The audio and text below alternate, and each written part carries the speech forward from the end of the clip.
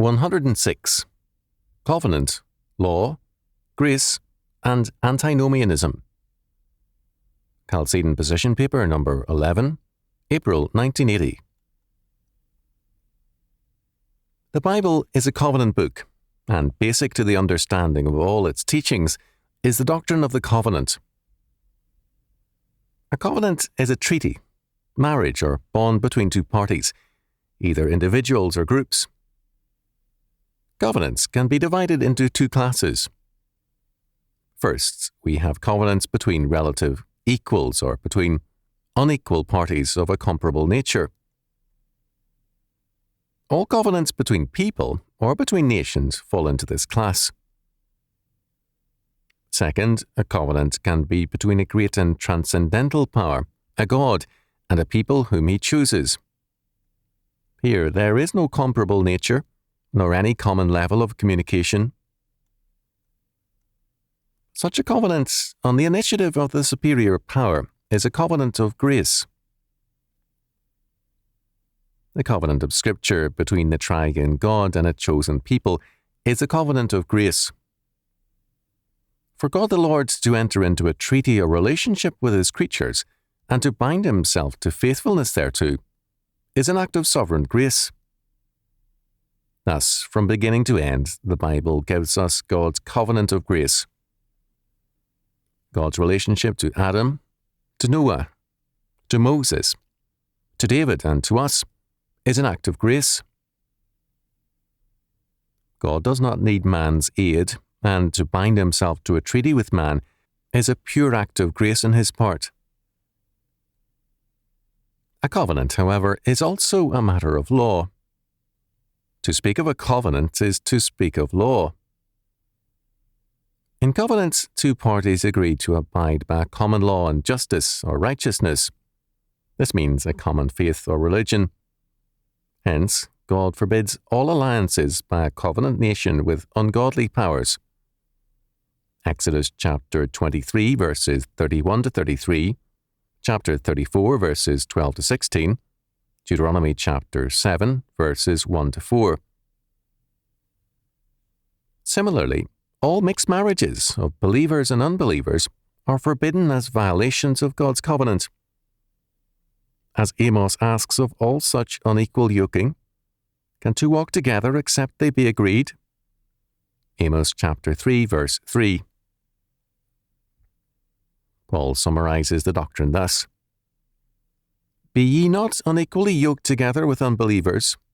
For what fellowship hath righteousness with unrighteousness?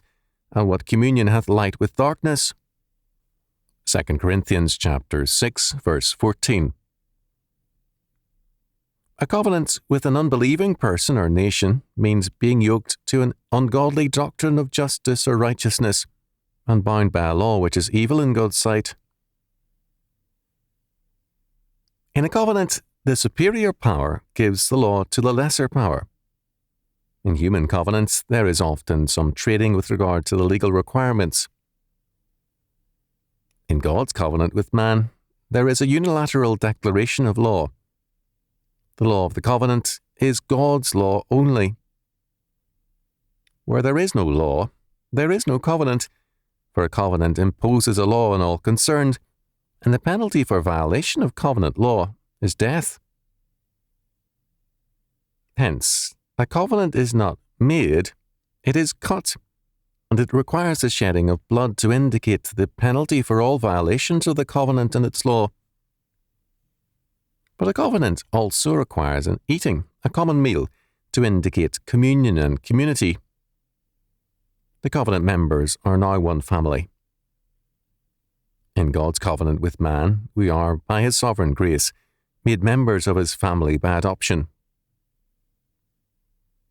God's covenant with man is all of grace, and yet it is also law. For God to give his law to man is an act of grace, a covenant act, for law is the bond of community. Law sets forth the common righteousness or justice which governs the family members. To oppose law, grace, and covenant is to deny all three. They are not opposing concepts, but rather different aspects of the same fact of a relationship to the throne of God. Scripture repeatedly equates breaking God's law with breaking his covenant. Hosea chapter 8 verse 1 tells us, "Set the trumpet to thy mouth. He shall come as an eagle against the house of the Lord, because they have transgressed my covenant and trespassed against my law." Psalm 78 verse 10 reads, "They kept not the covenant of God and refused to walk in his law." To be in covenant with the Lord requires keeping his law. 2 Kings chapter 23, verses 3 and 24. According to Isaiah chapter 24, verse 5, "The earth also is defiled under the inhabitants thereof, because they have transgressed the laws, changed the ordinance, broken the everlasting covenant." Again and again, Scripture indicts all who break God's law as covenant breakers. Antinomianism, thus, is more than covenant breaking.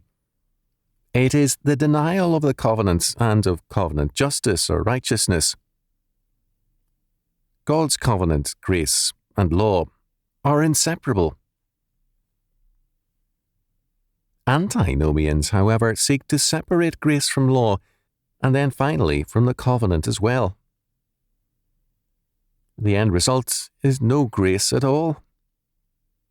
An unrighteous and lawless grace is not grace, but sin. Pharisaism commits the opposite sin, legalism. It denies grace in favour of works, and thereby seeks to reduce the covenant to the human level, that is, two parties of more or less equal standing, able to give something one to another. The covenant law is then altered, as in Pharisaism, to make it, by reinterpretation, man's tradition and law. The result is again the destruction of God's covenant and a denial of law as well as grace. The product of the covenant is peace. Peace between God and man, and between covenant men. To violate God's covenant is to violate his peace as well. The lack of peace today is evidence of a violated covenant.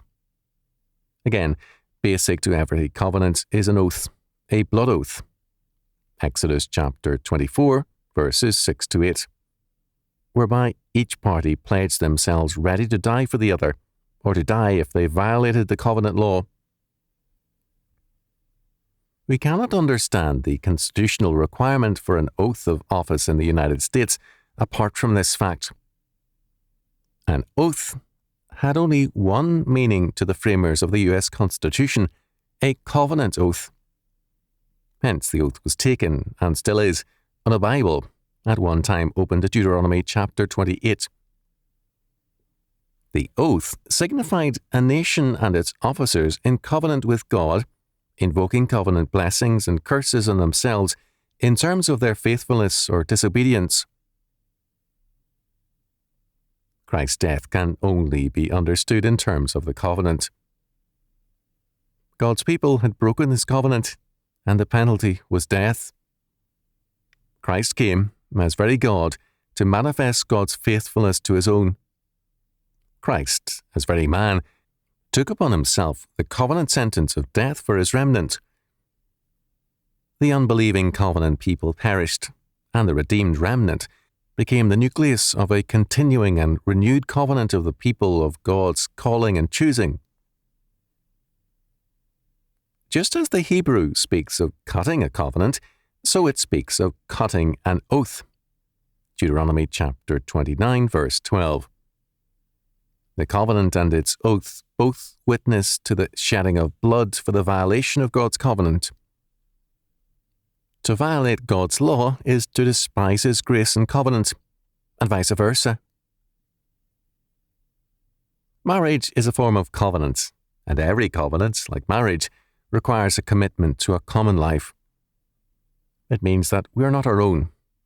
For ye are bought with a price. the price of Christ's atonement. 1 Corinthians chapter 6, verse 20. No more than love in marriage is antinomian and lawless, is covenant love antinomian or lawless. The covenant is totally grace, law, and love. Basic to understanding God's covenant is the fact that, in Adam, the covenant was with all mankind. Again, with Noah, Genesis chapter 9, verses 1 to 17, it was with all men, with Noah and all his descendants. Thus, the covenant is misread if seen in purely national or ecclesiastical terms. The covenant is with mankind. Hence, all men are either covenant keepers or covenant breakers. In Jesus Christ, God creates a new humanity as his covenant people, and the Lord of the covenant sends out his people into all the world to bring all men and nations into his covenant and under his law and grace. Matthew chapter 28, verses 18 to 20. The covenant law thus makes a claim upon all men everywhere. The covenant requires all men to be God's people, to live in his grace by his law. The covenant alone gives peace with God and in him between men. The covenant is a brotherly covenant, or a covenant of brotherhood between covenant men. Amos chapter 1, verse 9. It is a covenant of peace. Numbers chapter 25, verse 12, and of peace and prosperity. Deuteronomy chapter 23, verse 6. In Deuteronomy chapter 28, all the blessings and curses of the covenants for faithfulness and for unfaithfulness are plainly set forth. They tell us much about the calamities of our time. Because the covenant is the mark of God's grace, certain covenant signs set forth that peace and rest in God's covenant grace. The rainbow is a witness to God's covenant. Genesis chapter 9, verse 17. But, even more, the Sabbath is the regular and recurring witness to the covenant and its peace. Faithfulness to the Sabbath in all its fullness of meaning thus means true rest and peace in the covenant of grace. Circumcision and then baptism mark covenant faith as well. In Deuteronomy chapter 31, verses 9 to 13, the public reading of the covenant law every seventh year set forth symbolically that the law of God is his peace treaty with us in Christ. In that, his law shows to the covenant man the life of righteousness and peace, that is, how to walk with the Lord. Law is the definer of relationships. It is enacted morality and is a theological concern. All men give allegiance to one form of law while denying other kinds of law. Law can be statist, humanistic, Buddhist, Islamic, anarchistic, every man his own law, or what have you, but law of some kind is inescapable. Any kind of law we affirm will be a religious affirmation. Men today are commonly antinomian in relationship to God's law, but they are dedicated to their own law, whatever it may be. The crisis of our age can be seen as a crisis of law. Our age is passionately concerned with law and justice of a humanistic sort, and the result is a growing lawlessness and injustice, because humanistic doctrines of law and justice are not based on God's reality. Moreover, the more democratic justice becomes, the more it exalts every man's desire to be his own law, and the more the will of man takes priority over the law of God. As a result, we have what John Lucas, in A Passing of the Modern Age, 1970, called the democratization of violence, page 48. The Bible equates antinomianism with practical atheism. The theme verse of Judges states, "In those days, there was no king in Israel. That is, God the king and lawgiver had been rejected by Israel. Every man did that which was right in his own eyes." Judges chapter 21 verse 25. Compare chapter 17 verse 6, chapter 18 verse 1, chapter 19 verse 1. The first half of this statement calls attention to the fact that, whatever the Israelites may have professed, they had actually or implicitly denied God as their Lord and lawgiver.